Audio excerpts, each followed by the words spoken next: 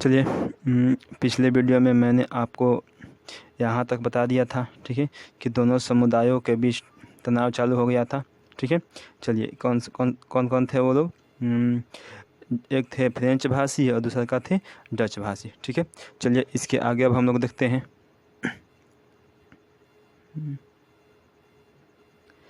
चलिए, ठीक है। अब हम लोग इस यहाँ पर पढ़ेंगे श्रीलंका के बारे में, ठीक है। श्रीलंका एक देश है, श्रीलंका के बारे में पढ़ेंगे, ठीक है। यह एशिया का एक द्वीपीय देश है, ठीक है। जो श्रीलंका है वह क्या है? एशिया का एक द्वीपीय देश है, ठीक है। तमिलनाडु के तट से कुछ किलोमीटर की दूरी पर है, ठीक है। जो श्रीलंका है वो तमिलनाडु के तट से कुछ किलोमीटर की दूरी पर है, यानी कि भारत का राज्य है एक तमिलनाडु, और उस राज्य से कुछ किलोमीटर की दूरी पर स्थित है श्रीलंका, ठीक है। चलिए, इसकी आबादी लगभग 2 करोड़ है, ठीक है। यानी कि श्रीलंका की जो आबादी है लगभग कितना है? 2 करोड़ है, ठीक है। चलिए, इसके आगे आते हैं। चलिए, देखते हैं इसकी जातीय बनावट। इसके जातीय बनावट क्या है, ठीक है। इसमें कई जातीय समूह है, ठीक है। श्रीलंका में कई जातीय समूह है। पहला है सिंहली। सिंहली का जो है वह 74% है। सिंहली भाषी जो बोलने वाले हैं उन लोगों का संख्या 74% है। ये अधिकतर बौद्ध धर्म को मानने वाले हैं। जो सिंहली भाषा के लोग थे वह अधिकतर बौद्ध धर्म को मानने वाले हैं, ठीक है। और जो तमिल थे वह 18% थे। तमिल जो थे वह 18% थे, जिसमें हिंदी, मुसलमान तथा अन्य थे, ठीक है। हिंदू, मुसलमान तथा अन्य सभी शामिल थे, ठीक है। देखिए, इस तमिल में जो मूल तमिल थे वह 13% थे। यानी कि मूल तमिल कहने का मतलब है जो श्रीलंका के तमिल थे वह 13% थे। श्रीलंका के लोग 13% थे मूल तमिल, ठीक है। और 5% उसमें थे भारतीय तमिल। 5% भारतीय तमिल थे, ठीक है। जो कहाँ से गए थे? जो भारत से बंधुआ मजदूर बनकर गए थे। भारत से बंधुआ मजदूर बनकर गए थे। कहाँ पर? श्रीलंका में। और वहाँ पर जाने के बाद वहीं का बनकर रह गए थे, ठीक है। अब बचा हमारा कितना प्रतिशत? 7%। तो 7% जो थे वह ईसाई थे, जो कि दोनों भाषा बोलते थे, ठीक है। जो ईसाई थे वह दोनों भाषा बोलते थे, ठीक है। चलिए आगे चलते हैं।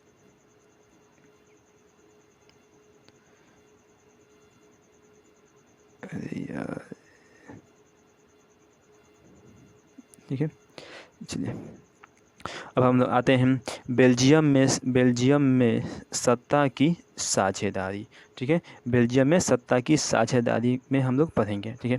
बताएं, क्षेत्रीय अंतर और सांस्कृतिक विविधता को स्वीकारा, ठीक है। जो बेल्जियम था वो क्षेत्रीय जो अंतर था और सांस्कृतिक विविधता था उसको स्वीकारा, ठीक है। 1970 और 1993 के बीच संविधान में 4 बार संशोधन किया ताकि सभी लोग मिलजुल कर रह सकें, ठीक है। यानी कि देखिए क्या किया, 1970 और 1993 के बीच बेल्जियम ने अपने संविधान में 4 बार संशोधन किया, ठीक है। अपने संविधान में 4 बार संशोधन किया ताकि क्या करें? सभी लोग मिलजुल कर रह सके। यानी कि जो छोटे लोग थे वो भी और जो बड़े लोग थे वह भी, सब लोग आपस में मिलजुल कर रह सके, ठीक है। चलिए, उसके बाद क्या किया? केंद्र सरकार में डच और फ्रेंच भाषी मंत्रियों की संख्या समान हो, ठीक है, तथा दोनों की सहमति से ही नया कानून पारित हो। और कह दिया गया जो केंद्र सरकार होगी ना, जो केंद्र सरकार, वहाँ पर डच भाषी और फ्रेंच भाषी, ठीक है, दोनों की जो मंत्री होगा वो दोनों मंत्रियों की संख्या क्या होगी? समान होगी। यानी कि दोनों का संख्या जो होगा बराबर होगा, तथा दोनों की सहमति से ही नया कानून बनेगा, ठीक है। यानी कि जो डच भाषी हैं और फ्रेंच भाषी, इस दोनों के सहमति से ही कोई भी कानून बनेगा, तो ये दोनों के सहमति से ही बनना चाहिए, ठीक है। चलिए, उसके आगे आते हैं। क्षेत्रीय सरकार को शक्ति पर छोड़ दिया है, ठीक है। देखिए, क्षेत्रीय सरकार की शक्ति को बढ़ाया जाए। क्षेत्रीय सरकार की शक्ति को बढ़ाया जाए। ठीक है। और कहा गया राजधानी ब्रुसेल्स में अलग सरकार, दोनों समुदायों का समान प्रतिनिधित्व। ठीक है। यानी कि राजधानी जो है ब्रुसेल्स में एक अलग प्रकार की सरकार होगी। इसे एक अलग प्रकार की सरकार जो दोनों समुदायों का समान प्रतिनिधित्व होगा। जो भी राजधानी ब्रुसेल्स में सरकार बनेगी वह दोनों समुदाय का क्या करेगी, समान प्रतिनिधित्व करेगी। ठीक है। केंद्र और राज्य सरकार के अलावा तीसरे स्तर के सरकार का गठन किया जाए। ठीक है। केंद्र और राज्य सरकार के अलावा तीसरे स्तर के सरकार का गठन किया जाए। ठीक है। जो क्या करेगी, जो सामुदायिक सरकार, जिसे सामुदायिक सरकार कहा गया। ठीक है। यानी कि मान लीजिए कोई धर्म पर आया बात। ठीक है। कोई धर्म जैसे जाति हो जाएगा, जैसे धर्म हो गया, मान लीजिए कोई हिंदू है, कोई मुस्लिम है, इस प्रकार का कोई आएगा तो वो कौन सा, वह सामुदायिक सरकार बनाया गया, उस पर वह सामुदायिक सरकार एक्शन लेगी। ठीक है। चलिए इससे आगे देखते हैं।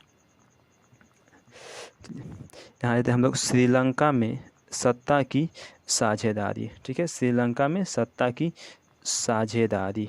ठीक है। यहाँ पर सिहली जो थे श्रीलंका में 74% थे और जो तमिल थे वो 18% थे। ठीक है। यहाँ पर देखिए स्वतंत्रता, यानी श्रीलंका जो स्वतंत्र कब हुआ, 1948 में। श्रीलंका जो है स्वतंत्र 1948 में हुआ। ठीक है। लेकिन देखिए क्या हुआ, यहाँ पर स्वतंत्र होने के बाद भी यहाँ पर सिहली का दबदबा चल रहा था। कहाँ पर, श्रीलंका में सिहली का दबदबा चल रहा था। ठीक है। 1956 में सिहली भाषा को राष्ट्रभाषा का दर्जा, ठीक है, दर्जा दे दिया गया। 1956 में सिहली भाषा को राष्ट्रभाषा का दर्जा दे दिया गया। ठीक है। और सरकारी नौकरी में सिहलियों को प्राथमिकता दी जाने लगी। ठीक है। जो सरकारी नौकरी था उसमें क्या हुआ, सिहलियों को प्राथमिकता दी जाने लगी। ठीक है।